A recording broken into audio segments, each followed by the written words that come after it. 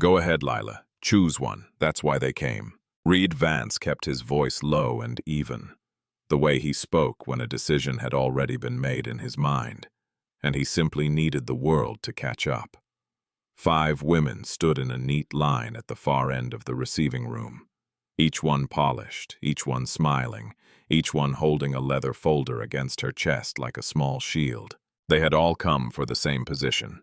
Nanny to Lila Vance, the adopted daughter of one of the wealthiest men on the East Coast. It was the kind of job people whispered about.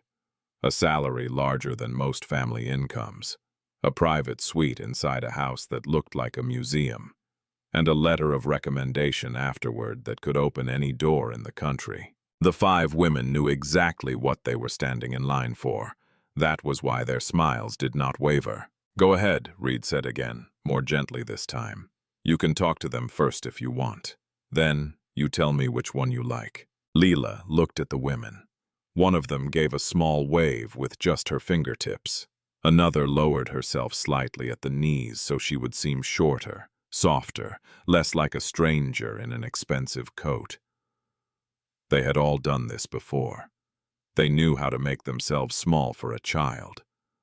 But Lila shook her head. No. Reed looked down at her. No? What? I don't want to talk to them. A short silence settled over the room. Then the first woman stepped forward with a warm, well-practiced expression, the kind that had probably charmed dozens of nervous parents over the years. Hello, Lila, she said softly. My name is Lillian. I heard you love horses. I used to take care of a little girl who had her own pony. Maybe one day I could teach you to ride. Leela looked at her, but nothing in her small face changed. No, thank you. A second woman moved forward smoothly, as if she had been waiting for her turn. I speak 3 languages, she said with a bright smile. French, Spanish, and a little Italian. I could teach you all of them before you're much older. Wouldn't that be wonderful? Lila shook her head again. No, ma'am. A third woman crouched down to Lila's level and tilted her head kindly. Why don't you come stand with us for just a minute, sweetheart? You can ask us anything you like. Then you can decide. The women spoke gently, kindly, the way people do when they have learned exactly how to win a child over. They shifted a little closer together, forming a soft half-circle around the little girl, as if drawing her into a warm net she could not quite see. From the doorway, an older woman watched the whole scene without a word. Lorna Bennett had cooked in the Vance house for many years. She was not supposed to be standing there. The kitchen was 3 rooms away, and there was bread rising on the counter, but something had pulled her to the edge of that hallway. And now she stood there with a flour-dusted towel still in her hands, careful not to step over the threshold. This was not her place. She knew that better than anyone in the house. Lila looked at the 5 women in their pale coats and clever smiles. Then she turned. Without asking permission, without explaining herself, she walked straight past all of them across the wide, polished floor. And the closer she got to the doorway, the faster she walked, until the last few steps became a run. She threw her arms around the old cook and held on tight. I choose her, Lila said. Lorna froze. I choose Miss Lorna, the little girl said again. Her face pressed into the apron she had known her whole short life. Behind her, the air in the room seemed to change. The 5 women glanced at one another, and this time their smiles did not return in quite the same shape. Reed walked toward them slowly. Lila, he said, keeping his tone patient. Miss Bennett isn't one of the choices. Yes, she is, Lila said, taking the old woman's hand and holding it, the way a person holds something they are afraid will be taken away. She's my choice. He's my... One of the women let out a soft breath and stepped forward again. But this time her smile had thinned at the edges. Lila, honey, she said gently. Miss Lorna cooks. She works very hard in the kitchen all day. She wouldn't have any time to be your nanny. Leela did not let go of the cook's hand. She looked up at the woman with eyes that did not look much like a young child's eyes at all. You just got here, she said quietly. You don't even know her. The woman's smile held, but barely. We don't need to know her, sweetheart. We're just trying to explain how things work in a house like this. Another of the five leaned slightly toward Lila, lowering her voice as if she were sharing a secret meant only for the child's ears. "Sometimes," she said softly, "people who work in big houses get very attached to the children. They do it because they want to keep their jobs. It isn't always honest. You see, a real nanny is different." A third woman nodded in agreement and added in the same gentle, reasonable tone, "We only met you today, Lila, so we have no reason to say anything but the truth. But in homes like this one, the staff sometimes forget their place. They start acting like family. That can be very confusing for a little girl." They all spoke softly, kindly, reasonably, the way grown-ups speak when they want to sound right. Leela listened without interrupting. Her small hands stayed wrapped around Lorna's worn fingers the entire time. Then, when the last woman had finished, she spoke very calmly. "That's not true." She looked from one face to the next, her eyes serious in a way that made the room go quiet. "You just came here today. You don't know Miss Lorna. You don't know me. But you're already saying bad things about her." One of the women tried to smile again. "We're not saying bad things, sweetheart. We're only explaining." "You said she's pretending," Lila said. "But she's not pretending. She takes care of me when nobody is watching." No one spoke. Leela continued, her voice still soft, still clear. "When I had a bad dream and woke up crying, she came and sat with me, and nobody told her to. When I didn't want to eat, she made me little pancakes shaped like animals, and nobody told her to do that either. When I was scared during the big storm, she stayed in my room until morning. She did all of that when nobody was paying her to." She looked at the five women again, and something in her steady gaze made the polished women shift their weight. "You just got here," she said. "And you already told me she's pretending and forgetting her place. That means you don't tell the truth. And if you say bad things about somebody you don't even know, then later, when you work here, maybe you'll say bad things about me, too, or about my daddy. And maybe you won't tell the truth then either." Reed Vance felt something move quietly in his chest as he listened. He had walked into that room expecting to manage a small problem the way he managed everything else, swiftly and without complication. He had not expected his daughter to dismantle 5 professionals with nothing but the plain truth. Lila squeezed Lorna's hand. "I don't want a nanny who lies," she said. "I want the one who takes care of me." One of the women straightened, plainly offended now. "Mr. Vance," she said, her voice cooling, "the child is far too young to understand professional boundaries." Leela looked up at her and answered quietly, "I understand who is kind." Reed closed his eyes for a brief moment, then opened them again. When he spoke, his voice returned to its usual register, calm but firm. The voice of a man taking the wheel of a conversation that had drifted somewhere he did not intend. "Lila," he said, "Miss Bennett is the cook. She isn't trained as a nanny. She can't take this position. You need to choose one of the 5 women I brought here for you." Lila did not release Lorna's hand. "I'm not choosing them," she said. "You will choose," Reed replied gently, but without room for argument. "I'll give you until tomorrow morning, but you will pick one of them." Lila nodded slowly. She did not move away from Lorna. She only said one more thing, very quietly, almost to herself. "I already chose the one who stayed." The 5 women exchanged a long look. Whatever ease had been in the room when they arrived was gone now. Lorna finally found her voice, though it came out barely above a whisper. "Lila, baby," she murmured, bending down so her mouth was near the child's ear. "You shouldn't say things like that. It isn't right. Your father knows what's best." But Lila shook her head against the old woman's apron, stubborn as winter. And from across the room, Reed watched the cook he had employed for many years. A woman whose face he could barely have described an hour ago, hold his daughter as though the child were made of glass and gold both at once. He found, to his own quiet surprise, that he could not look away. The 5 women gathered their folders. There was nothing more to be done that afternoon, and they were too experienced to keep pressing a closed door. One by one, They thanked Mr. Vance, told him they looked forward to his decision, and let themselves be shown to the front hall, where their coats waited. Their heels clicked softly across the marble, and then the heavy door closed behind them, and the house went quiet. Reed turned back to find Lorna already trying to slip away toward the kitchen, Lila's hand still locked around hers. "Miss Bennett," he said. Lorna stopped and turned, lowering her eyes the way staff did when an employer addressed them directly. "Yes, sir. Please go back to your duties for now." His voice was even, professional, the voice he used for instructions. "And try not to encourage the child about something that isn't going to happen." Lorna understood exactly what he meant. "Don't let her believe this is possible. Don't make tomorrow harder than it already is." "Yes, sir," she said quietly. But Lila looked up at her father, with that steady gaze of hers. "She's not encouraging me," she said. "I decided by myself."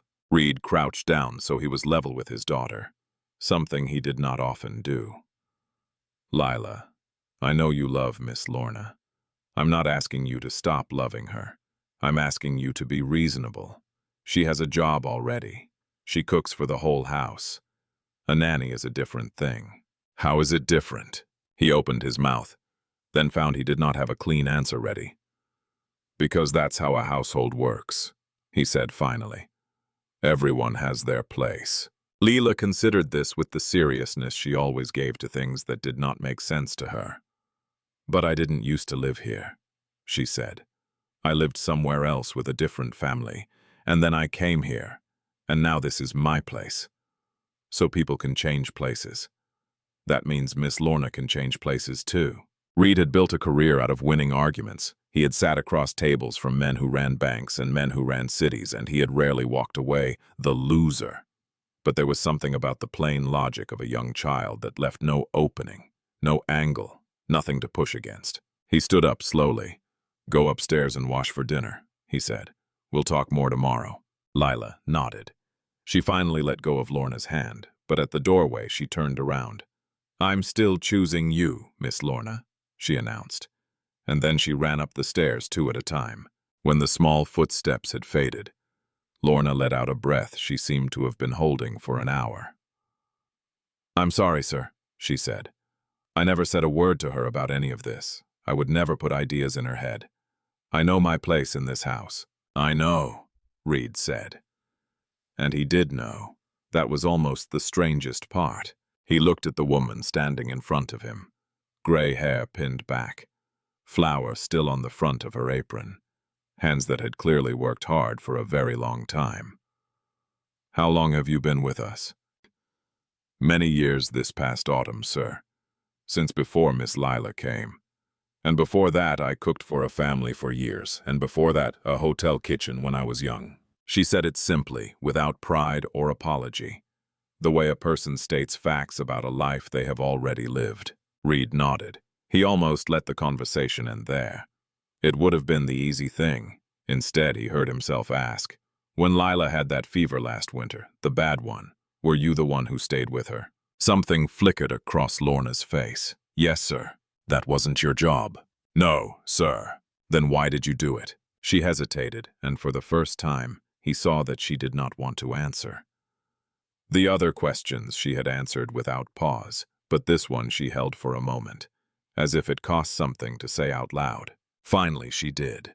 "Because no child should wake up sick and frightened in the dark with nobody there." She smoothed her apron with both hands, a small, nervous gesture. "I had a little one of my own, sir, a long time ago. She didn't grow up. After that, I just cooked and kept to myself and tried not to think about it too much. But a sick child crying in the night, well, some things you can't walk past." The words settled into the wide hallway and did not move. Reed stood very still. He had asked the question expecting a short, deflecting answer, the kind staff always gave. Instead, he had been handed something raw and true, and he did not quite know what to do with the weight of it. "Thank you, Miss Bennett," he said quietly. "That will be all for now." That night, the Vance house felt larger than usual. It was a strange thing how a house could change without a single wall being moved. The same long corridors, the same tall windows full of dark sky, the same thick carpets that swallowed every footstep. And yet, something invisible had shifted, and now nothing seemed to sit quite where it used to. Lila sat at the small table in the breakfast room, her legs swinging above the floor, her dinner barely touched. The cook on duty that evening had prepared roast chicken, buttered carrots, and warm rolls, the kind of meal meant to comfort a child. Lila pushed a carrot slowly across her plate with the tines of her fork. "You've hardly eaten anything," said the house manager, Mrs. Ellison, who had worked in grand homes for decades and knew when something was wrong in one. "I'm not very hungry," Lila said. From the doorway, Lorna watched quietly, a dish towel folded over her arm. She was not supposed to be there during dinner service. That was not part of her duties. But she had noticed the child eat almost nothing at lunch, and something in her would not let her stay in the kitchen. Reed came in a few minutes later, loosening his tie. He had spent the afternoon on calls about numbers large enough to move markets, conversations he understood completely. But when he saw Lila at the table, small and quiet and not eating, that same unfamiliar discomfort returned, the one he had felt in the receiving room. "How much has she eaten?" he asked. "Not much, sir," Mrs. Ellison answered carefully. Reed pulled out the chair across from his daughter and sat. "Lila, you need to eat." "I'm not hungry," she said again. He studied her for a moment. "Is this about this afternoon?" Lila looked down at her plate and said nothing. In business, silence was a tool he wielded with great skill. With Lila, silence felt like a wall he had no idea how to climb. "Not eating won't change my decision," he said calmly. She looked up then. Her eyes were not angry, not tearful. They were simply steady. "I know." "Then why aren't you eating?" Lila thought about the question the way she thought about everything, seriously, turning it over before she spoke. "Because when nobody listens to me, my stomach feels closed." Mrs. Ellison suddenly found something on the silverware that required her attention. Reed had no answer for that. After a moment, Lila picked up her fork and took a small bite, as though she understood that this was the only part of the situation she could control. Whether she ate or didn't, slept or didn't, changed her mind or didn't. Later, after her bath, Lorna came up to help Lila into bed, though no one had asked her to. She turned down the blanket and tested the room's warmth out of long habit. "You don't have to do this," Lorna said softly as Lila climbed under the covers. "One of the new ladies could put you to bed tomorrow." "I don't want one of the new ladies tomorrow," Lila said, hugging a worn stuffed rabbit to her chest. Lorna sighed. "Your father thinks they're more suitable, baby." Lila considered the word. "Suitable means they look right to him," she said, "not that they take care of me." Lorna paused, the blanket half tucked in her hands. "Where on earth did you learn to talk like that?" "I listen when grown-ups talk," Lila said simply. "They just think I don't understand." Lorna almost smiled, but the smile faded before it finished. She sat down slowly on the edge of the bed. Lila looked up at her with those careful eyes. "Miss Lorna," she said, "if I choose you tomorrow, and Daddy says no again, will you still be here?" "I work here, baby, so yes, I'll still be here." "That's not what I mean." Lila's voice was very small now. "I mean, will you still be mine?" The question was so quiet, so careful, that it felt like something fragile being placed into the old woman's hands. Lorna was quiet for the long moment. "I haven't belonged to anybody," she said at last, "in a very long time." "You can belong to me," Lila said, "and I can belong to you." Lorna closed her eyes briefly. "Lila," she said, her voice thick but controlled, "people like me don't usually get to belong to people like you. That's just the way the world is built." Lila frowned at the ceiling. "That's a bad rule." "Yes," Lorna said quietly, smoothing the child's hair. "Sometimes it is." When Lila was finally asleep, Reed came up to her room. He did not usually handle bedtime. That had always been someone else's responsibility. But tonight, he stood in the doorway for a moment before the soft glow of the hall lamp, watching the shape of his daughter under the blanket, the rabbit tucked beneath her arm. In the chair beside the bed sat Lorna, a book closed in her lap, simply keeping watch the way a person does when they cannot quite bring themselves to leave. "Miss Bennet," he said softly. She rose at once. "Oh, I'm sorry, sir. She was restless. I only meant to—" "You don't have to stand up every time I walk into a room," Reed said. It came out more tired than commanding. Lorna hesitated. "I'm not sure I know how not to, sir." He leaned against the doorframe and looked at his sleeping daughter for a long moment. "Earlier today," he said quietly, "I thought she was making an emotional decision. A child's decision. The kind you wait out until they forget about it." Lorna said nothing. "But I've been thinking about it all evening," he went on, "and I don't think it's emotional at all.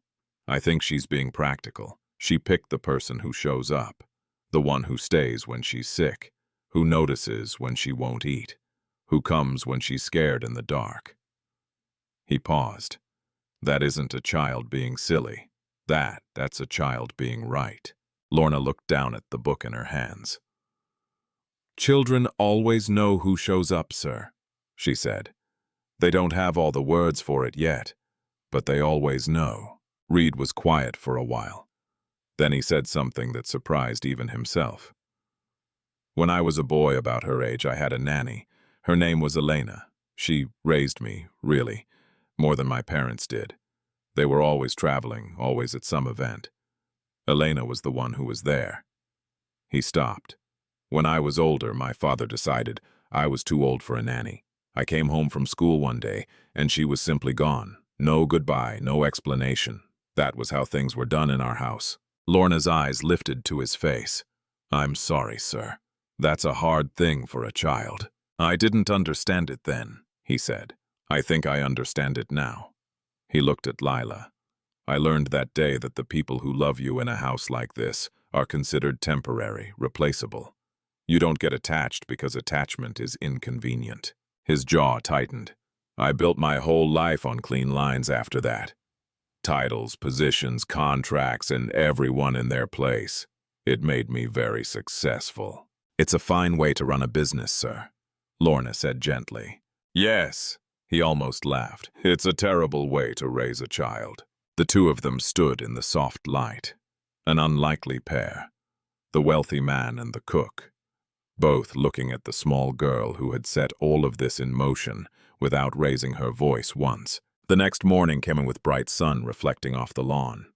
Reed had not slept well. He stood at the window of his study with a cup of coffee he kept forgetting to drink, watching a groundskeeper clear the last of the frost from the front walk. He kept returning to the question Lorna had answered the night before. Because no child should wake up sick and frightened in the dark with nobody there. He had built his fortune on clear definitions. Titles mattered. Positions mattered. Lines mattered. If everyone stayed in their roles, the whole machine ran smoothly. But Leela did not understand lines. She understood presence, and he was beginning to suspect that on this particular subject, his daughter had a clearer view of the world than he did. At 7:30, Mrs. Ellison knocked lightly on the study door. "Good morning, sir. The candidates have arrived again." Of course they had. Professional people were always punctual when opportunity was involved.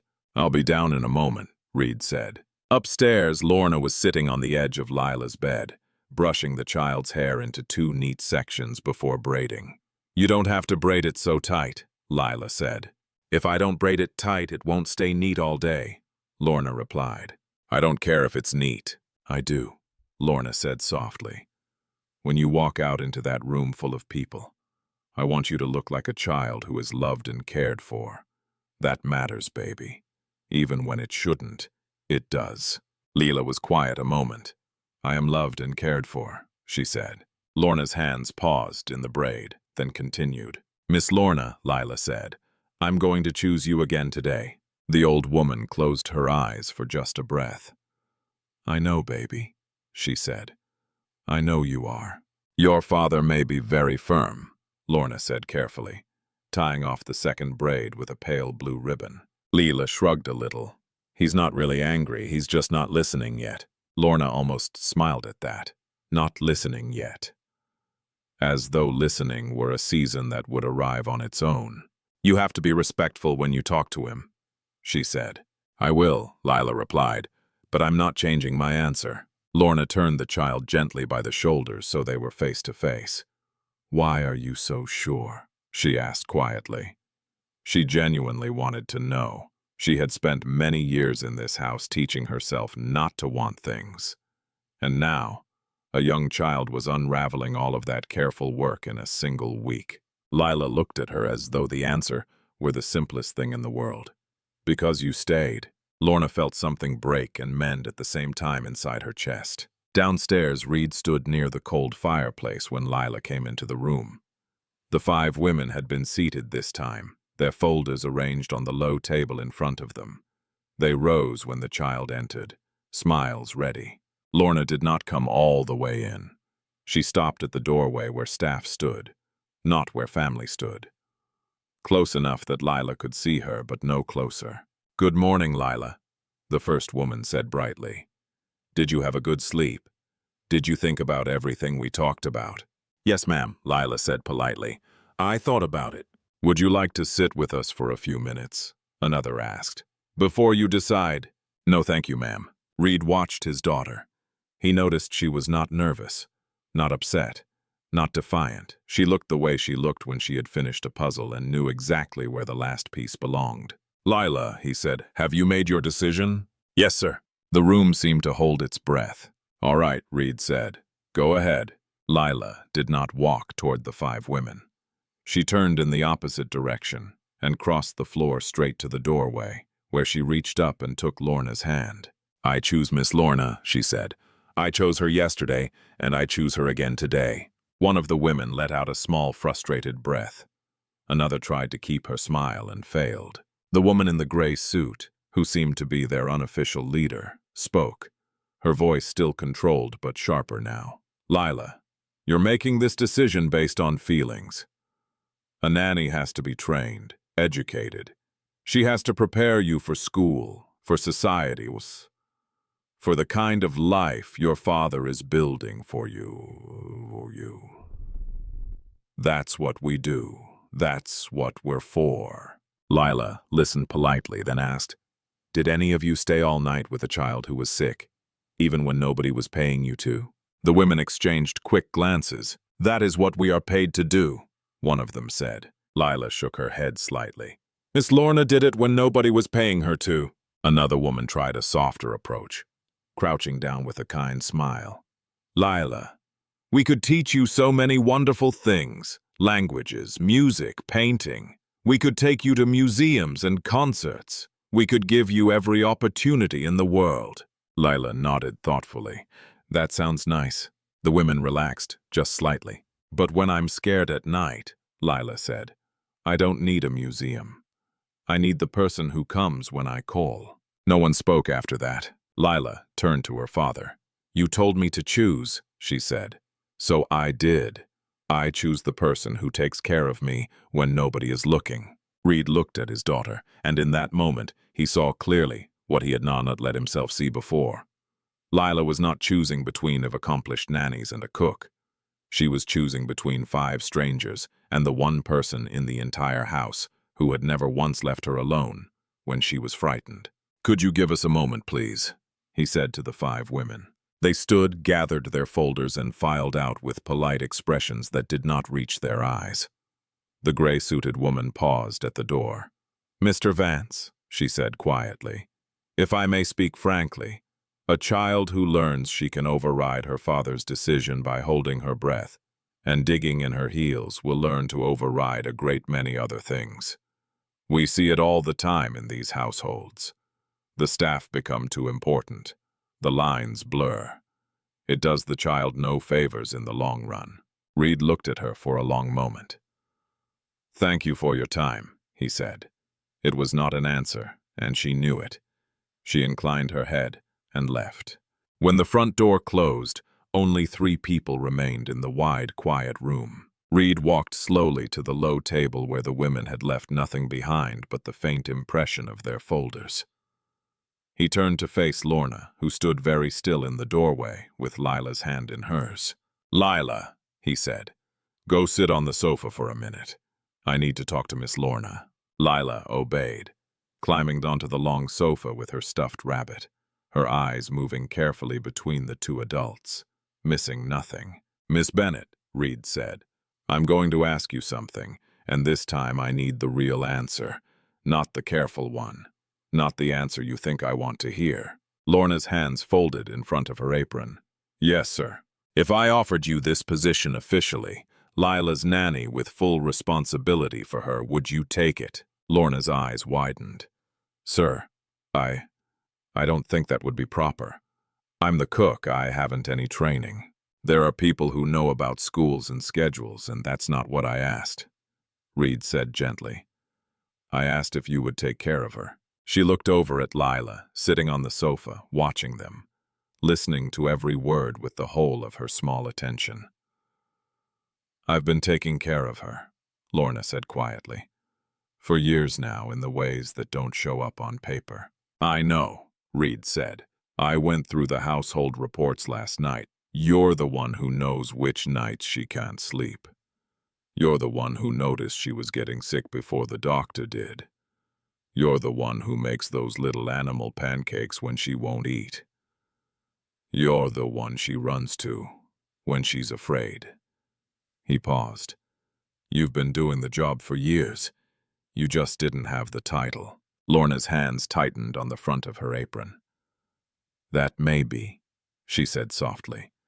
But the title is a different thing entirely. If you give me that position, people will talk, sir.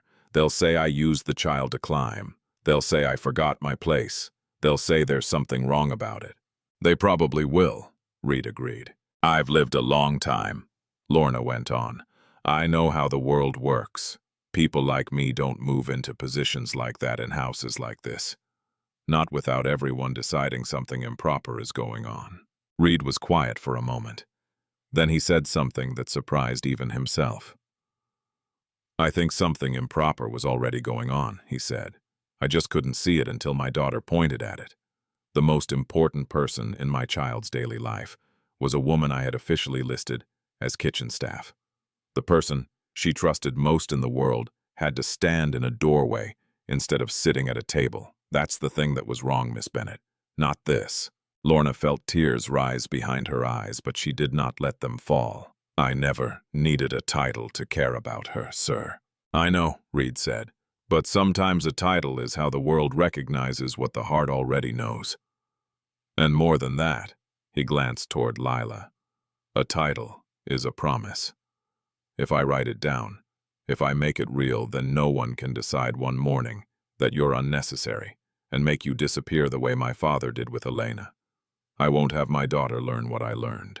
He looked back at the cook. So, I'll ask you one last time. If I offer you the position, will you stay? Lorna looked at Lila. The little girl did not speak. She only looked back, her small face full of hope and certainty, and a trust so complete it could break a person's heart or remake it. Yes, Lorna said softly. I'll stay. For a moment, Lila did not move, as if she did not quite trust what she had heard. She looked from Lorna to her father and back again, making sure this was not one of those grown-up conversations that quietly reversed itself later, behind closed doors. You mean really stay? She asked. For real? Lorna nodded, her voice steadying. Yes, baby, for real. Lila slid off the sofa and crossed the room slowly, as though the moment were too important to run through. When she reached Lorna, she wrapped both arms around the old woman's waist and pressed her face into the worn apron and held on. Reed watched them, and for the first time since this had all begun, he felt something in his chest loosen. Not because the situation had become simpler, it hadn't, but because for the first time it had become clear. If we're going to do this, he said after a moment, we're going to do it properly. Miss Bennet, you'll no longer be listed as kitchen staff. You'll be Lila's full-time nanny and primary caregiver. Your salary will be adjusted. Your authority over her meals, her schooling, her routines will be recognized by everyone in this house. Lorna stared at him, stunned by the formality of it, by the fact that he was not merely permitting it, but building it a place in the world he understood. "Sir," she said, "I don't know what to say." "You don't have to say anything," Reed replied. "Just take care of my daughter." Lorna looked down at the child, holding tight to her waist. "I already do," she said. "Yes," Reed said, "I know." The news moved through the house the way news always moved through large houses, quietly, without anyone officially announcing it. By dinner time that evening, every member of the staff knew that Lorna Bennett was no longer simply the cook. She was now Miss Lorna, Lila's nanny. Some of them were surprised, some were quietly pleased. A few said nothing at all and watched carefully, because changes in a great house often signaled other changes coming behind them.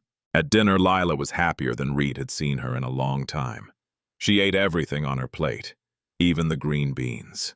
"Slow down," Lorna said gently from where she stood at the side of the room, an old habit she had not yet broken.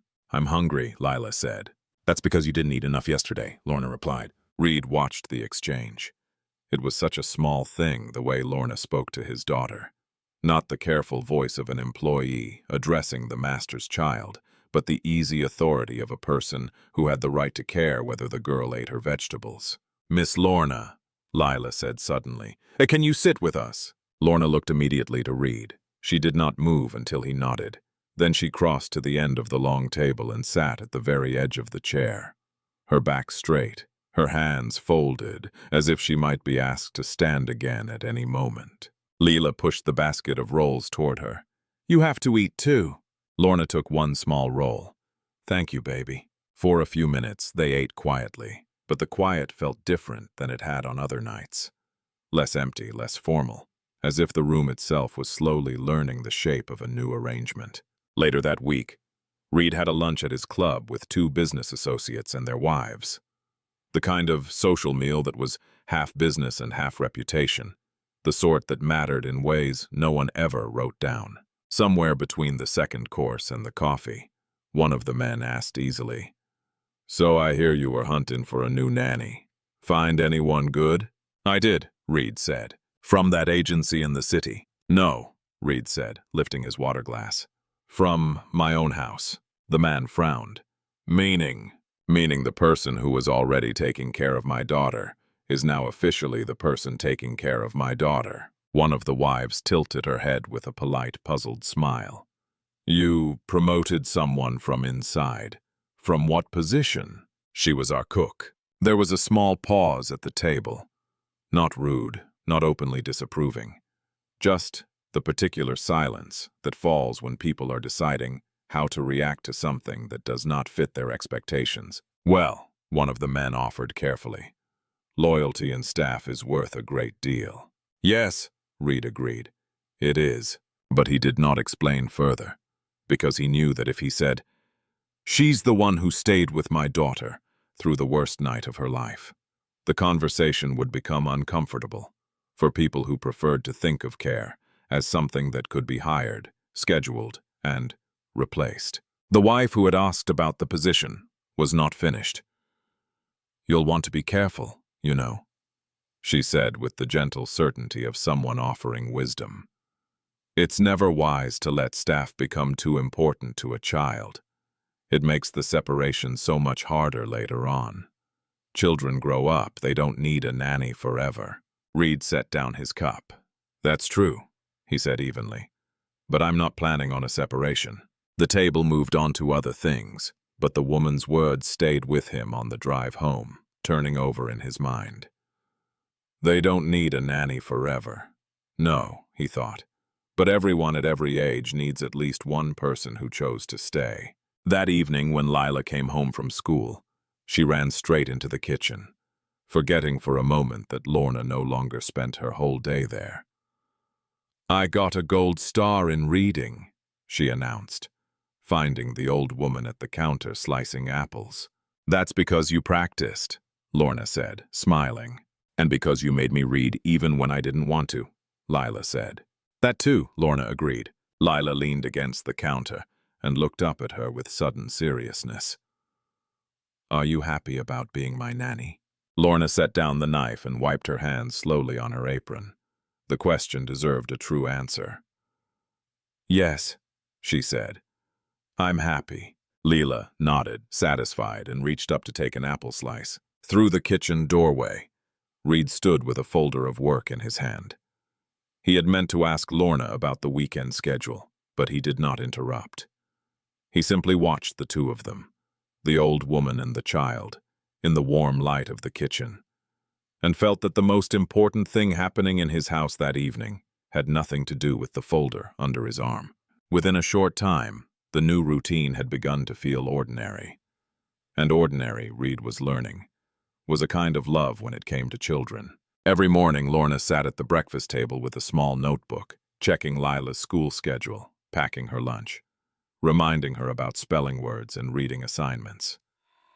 She walked the child to the car each morning, made sure her scarf was wrapped properly, and always said the same thing before Lila climbed in. Be kind, pay attention, and remember, I'm here when you come home. Leela repeated it back every time, like a small ritual. You're here when I come home. Reed noticed that his daughter no longer asked who would pick her up or who would help with homework or who would sit with her if she couldn't sleep.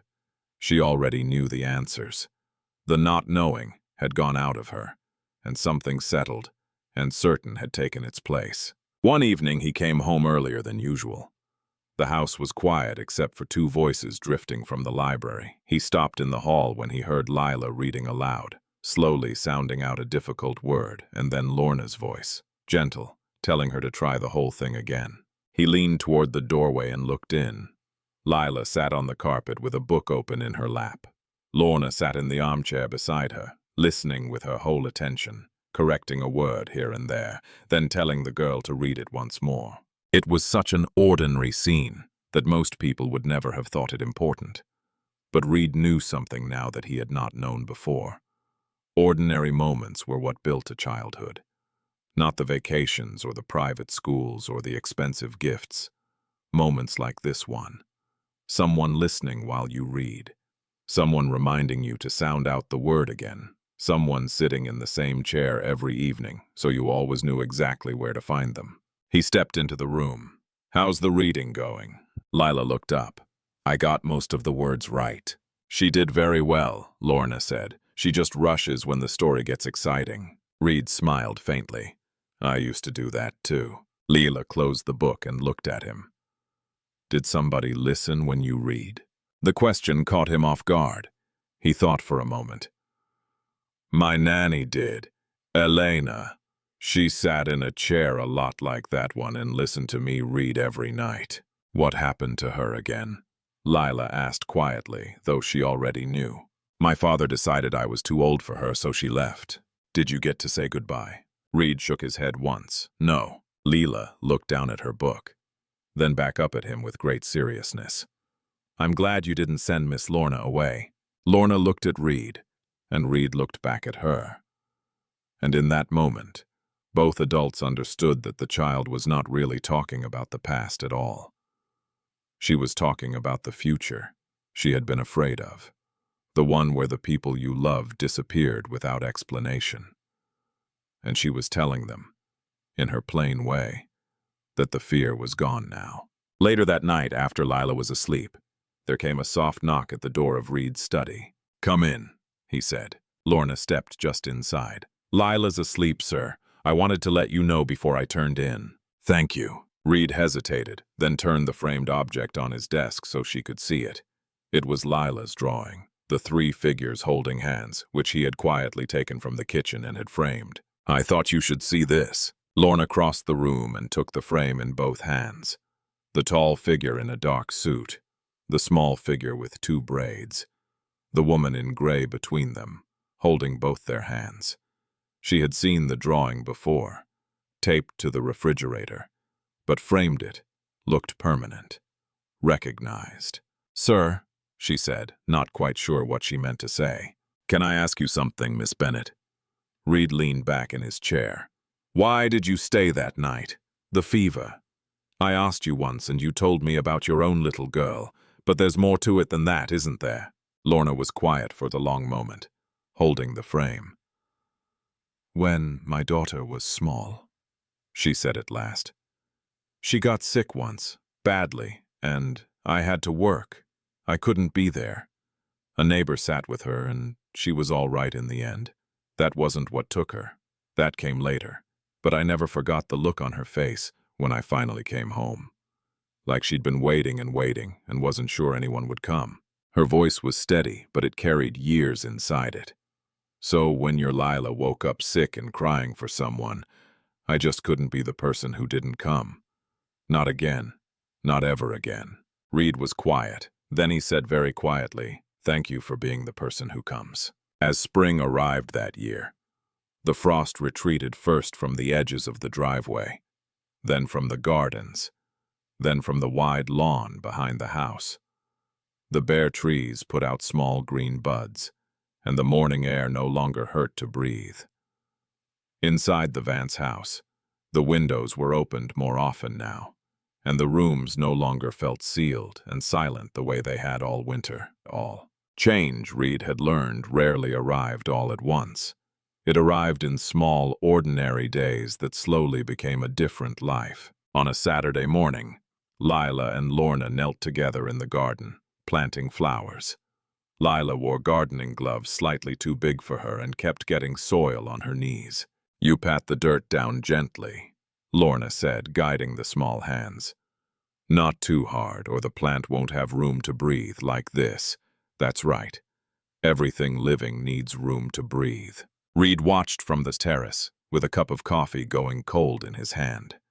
His phone sat in his pocket, full of messages and markets and people waiting on him. He did not go inside. He stood and watched his daughter laugh at the dirt on her gloves and watched Lorna pretend to be very stern about a flower that had been planted slightly crooked. For most of his life, he had believed that providing a beautiful house was the same thing as providing a happy childhood. He knew better now. Later at breakfast, Lila looked up from her plate. "Daddy, do you remember when you made me choose a nanny?" Reed lowered his newspaper. "I remember. You thought I would choose one of the 5 ladies." "I did, but I chose Miss Lorna," Lila said, as though this were a fact that needed to be entered correctly into the record of history. "Yes," Reed said. "You did. That was the most important choice I ever made." He felt something tighten gently in his chest. "I think you might be right about that." Lorna turned slightly at the stove but did not interrupt. She had learned that the most important moments in a family often happened in quiet exchanges at kitchen tables. Lila slid down from her chair and brought over a fresh drawing. It was the 3 figures again, holding hands, but now they stood in a garden full of flowers. The tall figure still wore a dark suit. The small one still had 2 braids. The woman in the middle still wore gray. But this time, above the 3 of them, Lila had drawn a small house with a single yellow square glowing in one window. "What's the light?" Reed asked. "That means somebody's home," Lila said, "so nobody has to be scared." Reed looked at the drawing for a long time. Then he folded the newspaper and set it aside completely. "When I was a boy," he said slowly, "I thought a house mattered because it was big and expensive and impressive. I thought that was what made a home successful." He looked at his daughter. "But a house is only successful if the people inside it feel safe when they fall asleep, and safe when they wake up." Lorna carried a plate of toast to the table and set it between them. "That's what my mother used to say," she murmured. "She said a child doesn't remember how big the house was. They remember who was there when the lights went out." Lila nodded seriously, reaching for the toast. "I would remember if Miss Lorna wasn't there." That night, after the child was asleep, Reed walked through the hallway and paused at her bedroom door. Inside, Lorna sat in the chair beside the bed with a book in her lap and the soft lamp glowing beside her, in exactly the spot where she had sat on the night of the fever, long before anyone had given her a new title. "Miss Lorna," he said quietly from the doorway. She looked up. "Sir." He shook his head slightly. "Reed," he said. "When we're not in front of the staff, you can call me Reed." She looked surprised, then nodded slowly. "All right, Reed." He looked at Lila sleeping peacefully, the rabbit tucked beneath her arm. "She chose the right person," he said. Lorna looked at the child, then back at him. "She chose the person who stayed." He nodded, and standing there in the soft light from the hall, with one small lamp burning in a child's bedroom and a girl sleeping safely inside it, Reed Vance understood something he wished he had known many years before. Some people are hired to work in a house, and some people, if you are paying attention, turn out to be part of a home. The difference between the two never appears in any contract, any salary, any report. It shows up only in the dark, on the bad nights, in who comes when a child calls out and who does not. His daughter had seen that difference when 5 accomplished strangers stood in a line and smiled, and she walked past every one of them to the old woman in the doorway who had never once left her alone. And this time, for once, the adults had been brave enough to listen. That, in the end, was the whole story. Not a story about wealth or status or who was qualified on paper. A story about a child who told the truth long enough that the right person finally heard her. And about a man who learned just in time that the people who stay when no one is watching are the ones who change your life.